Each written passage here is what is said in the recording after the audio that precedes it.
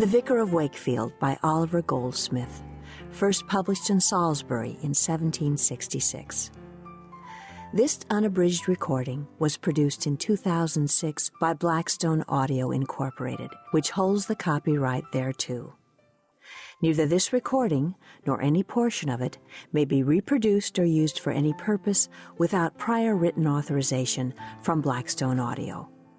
This book was read by David Thorn, with a full supporting cast in the studios of Alcazar Audioworks of Burlingame, California.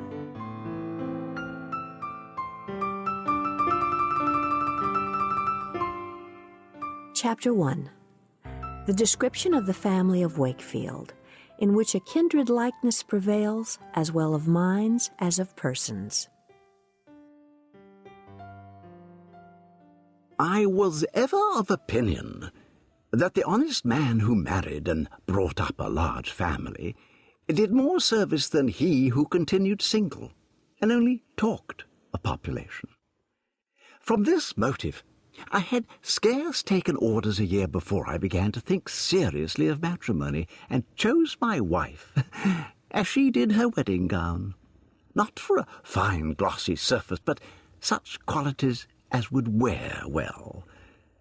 To do her justice, she was a good-natured, notable woman, and as for breeding, there were very few country ladies who could show more. She could read any English book without much spelling, but for pickling, preserving, and cookery, none could excel her. She prided herself also upon being an excellent contriver in housekeeping, though I could never find that we grew richer with all her contrivances. However, we loved each other tenderly, and our fondness increased as we grew old. There was, in fact, nothing that could make us angry with the world or each other. We had an elegant house situated in a fine country, and a good neighbourhood. The year was spent in moral or rural amusements, in visiting our rich neighbours, and relieving such as were poor. We had no revolutions to fear, no fatigues to undergo. All our adventures were by the fireside, and all our migrations from the blue bed to the brown. As we lived near the road, we often had the traveller or stranger visit us to taste our gooseberry wine, for which we had great reputation, and I profess, with the veracity of an historian, that I never knew one of them find fault with it. Our cousins, too, even to the 40th remove, all remembered their affinity without any help from the herald's office, and came frequently to see us. Some of them did us no great honour by these claims of kindred, as we had the blind, the maimed, and the halt amongst the number.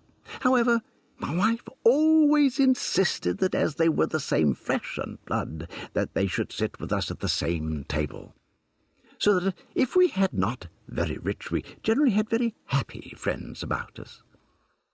For this remark will hold good through life, that the poorer the guest, the better pleased he ever is with being treated. And as some men gaze with admiration at the colours of a tulip, or the wing of a butterfly, so I was by nature an admirer of happy human faces. However, when any one of our relations was found to be a person of very bad character, a troublesome guest, or one we desired to get rid of, upon his leaving my house, I ever took care to lend him a riding-coat, or a pair of boots, or sometimes a horse of small value, and I always had the satisfaction of finding he never came back to return them. By this, the house was cleared of such as we did not like, but never was the family of Wakefield known to turn the traveller or the poor dependent out of doors. Thus we lived several years in a state of much happiness. Not but that we had sometimes those little rubs which Providence sends to enhance the value of its favours. My orchard was often robbed by schoolboys, and my wife's custards plundered by the cats or the children. The squire would sometimes fall asleep in the most pathetic parts of my sermon, and his lady returned my wife's civilities at church with a mutilated courtesy. But we soon got over the uneasiness caused by such accidents, and usually in 3 or 4 days began to wonder how they vexed us. My children, the offspring of temperance, as they were educated without softness, so they were at once well-formed and healthy. My sons hardy and active, my daughters beautiful and blooming.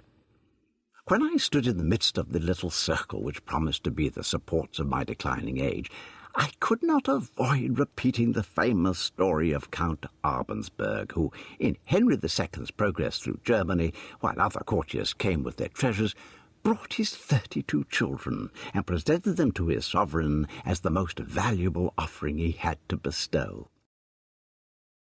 In this manner, though I had but 6, I considered them as a very valuable present made to my country, and consequently looked upon it as my debtor.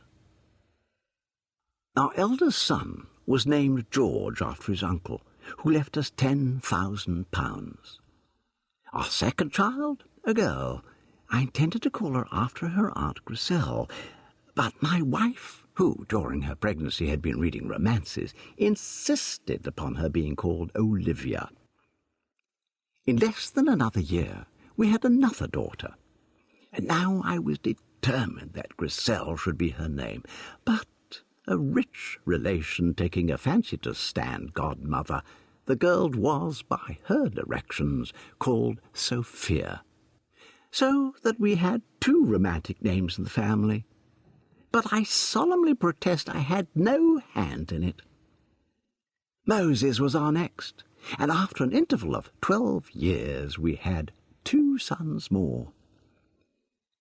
It would be fruitless to deny my exultation when I saw my little ones about me, but the vanity and the satisfaction of my wife were even greater than mine. When our visitors would say, "Well, upon my word, Mrs. Primrose, you have the finest children in the whole country," "Aye, neighbour," she would answer, "they are as heaven made them, handsome enough, if they be good enough, for handsome is that handsome does." And then she would bid the girls hold up their heads, who, to conceal nothing, were certainly very handsome. Mere outside is very trifling a circumstance with me, that I should scarce have remembered to mention it, had it not been a general topic of conversation in the country. Olivia, now about 18, had that luxuriancy of beauty with which painters generally draw Hebe, open, sprightly, and commanding. Sophia's features were not so striking at first, but often did more certain execution, for they were soft, modest, and alluring, the one vanquished by a single blow, the other by efforts successfully repeated. The temper of a woman is generally formed from the turn of her features. At least it was so with my daughters. Olivia wished for many lovers, Sophia to secure one. Olivia was often affected from too great a desire to please. Sophia even repressed excellence from her fears to offend. The one entertained me with her vivacity when I was gay, the other with her sense when I was serious. But these qualities were never carried to excess in either, and I have often seen them exchange characters for a whole day together. A suit of mourning has transformed my coquette into a prude, and a new set of ribbons has given her younger sister more than natural vivacity. My eldest son, George, was bred at Oxford, as I intended him for one of the learned professions. My second boy, Moses, whom I designed for business, received a sort of miscellaneous education at home, but it is needless to attempt describing the particular characters of young people that had seen but very little of the world. In short, a family likeness prevailed through all, and, properly speaking,